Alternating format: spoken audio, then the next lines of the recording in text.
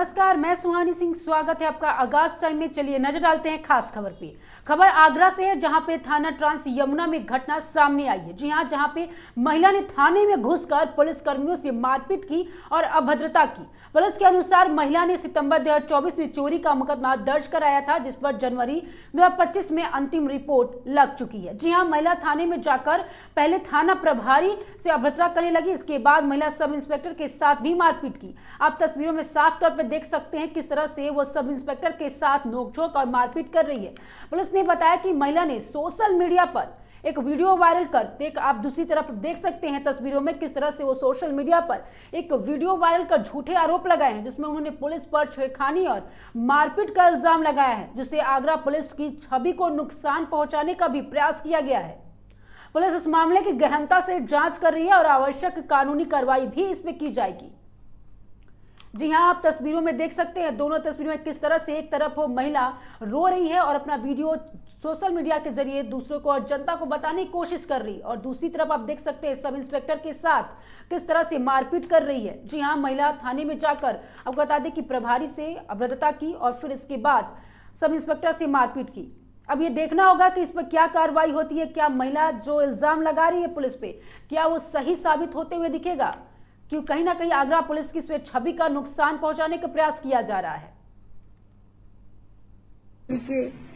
पूरे स्टाफ ने मिलके, जेंट्सों ने मिलके, अब देखना होगा कि इस वीडियो में क्या सच्चाई है, क्योंकि जिस तरह से एक वीडियो वायरल हो रहा है, ऑफिस का आपको कहा जा रहा है कहीं जो औरत है वो चिढ़खाने की मेरे कपड़े फाड़े गए, मेरे करते हुए दिख रही है। क्या दूसरी अगर मुझे न्याय नहीं मिला मैं सच में सुसाइड कर लूंगी, और उसके जिम्मेदार सिर्फ ट्रांस थाने का, कालिंदी विहार का पूरा स्टाफ होगा। मुझे बस न्याय चाहिए, मुझे न्याय चाहिए।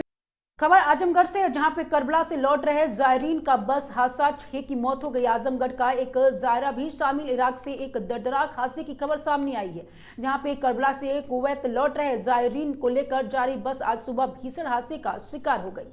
हादसा इराक बॉर्डर से करीब 30 किलोमीटर की दूरी पर इंडियन टाइम के मुताबिक सुबह 7 बजे हुआ है, और इस हादसे में काफिला सलार अकबर अब्दी समेत 7 जायरीन की मौत हो गई है। मरने वाले में उत्तर प्रदेश के आजमगढ़ जिले के खैरुद्दीनपुर निवासी अरसी भी शामिल है, और वह कुवैती काफिले के साथ जियारत पर गए थे। यह हादसा कैसे हुआ और इसकी अभी आधिकारिक पुष्टि नहीं हुई है। जी हां, लेकिन सूत्रों से मिली जानकारी के मुताबिक बस के अनियंत्रित होने से पलट जाने से यह दुर्घटना हुई है। हादसे के बाद जायरीन के परिवारों में मातम का माहौल है। जी हां, आप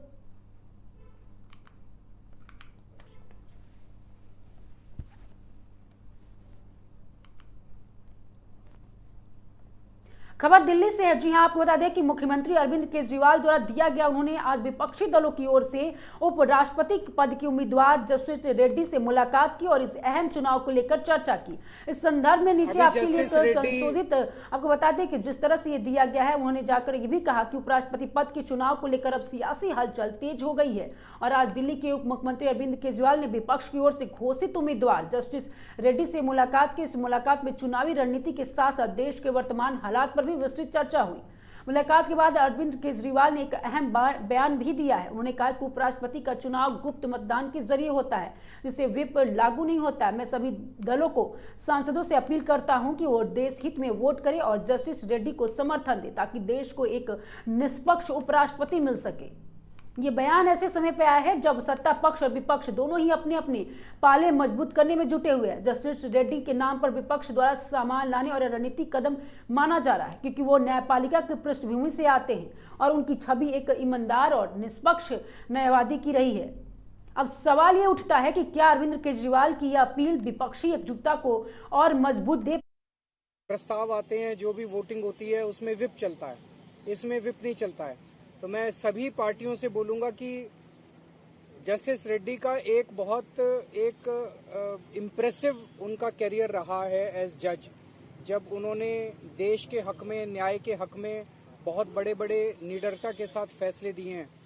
तो उपराष्ट्रपति की पोस्ट के ऊपर इनके जैसा व्यक्ति आएगा तो उस कुर्सी का और मान सम्मान बढ़ेगा। तो मैं तो सभी को बोलूंगा कि ये कोई पक्ष या विपक्ष के कैंडिडेट नहीं है, ये सबके कैंडिडेट हैं, ये देश के कैंडिडेट हैं।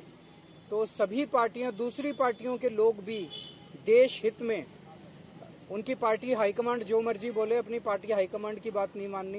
देश हित में वोट दें और सब लोग मिलके जस्टिस साहब को जिताएं, ताकि हमें एक अच्छे व्यक्ति के रूप में, निष्पक्ष व्यक्ति के रूप में उपराष्ट्रपति मिल सके। अभी प्रियंका चतुर्वेदी ने पाक और बता दें कि भारत के मैच के लाइव स्ट्रीमिंग पर लेकर भारत सरकार पर कटाक्ष किया। जी हां, उन्होंने कहा कि यदि भारत सरकार में मैच को रोकने का साहस नहीं है तो वह निश्चित रूप से भारत और पाक मैच की लाइव स्ट्रीमिंग और प्रसारण को रोक सकती है, क्योंकि हमारा आईटी मंत्रालय और सूचना प्रसारण मंत्रालय इससे बहुत अच्छे हैं और इसलिए इसे बंद करके दिखाएं। अंतर्राष्ट्रीय खेल आयोजन के प्रति भारत की नीति पाकिस्तान से जुड़े खेल आयोजनों के प्रति भारत के दृष्टिकोण उस देश के साथ व्यवहार करने की उसकी समग्र नीति को दर्शाता। जी हां, जहां तक एक दूसरे के देश के द्विपक्षीय खेल आयोजन का सवाल है, भारतीय टीम पाकिस्तान के प्रतियोगिताओं में भाग नहीं लेगी और ना ही हम पाकिस्तानी खिलाड़ियों को भारत में खेलने की अनुमति देंगे।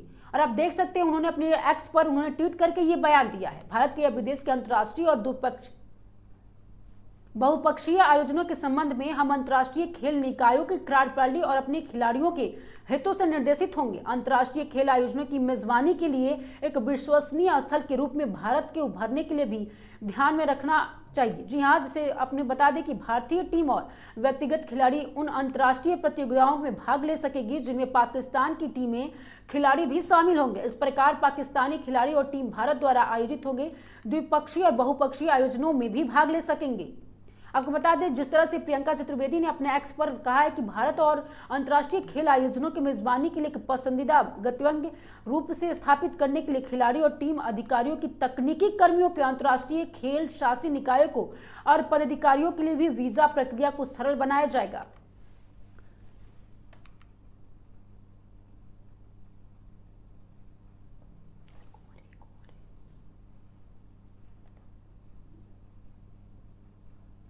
ऐसे ही खबरों के लिए बने रहिए आगाज टाइम के साथ। धन्यवाद।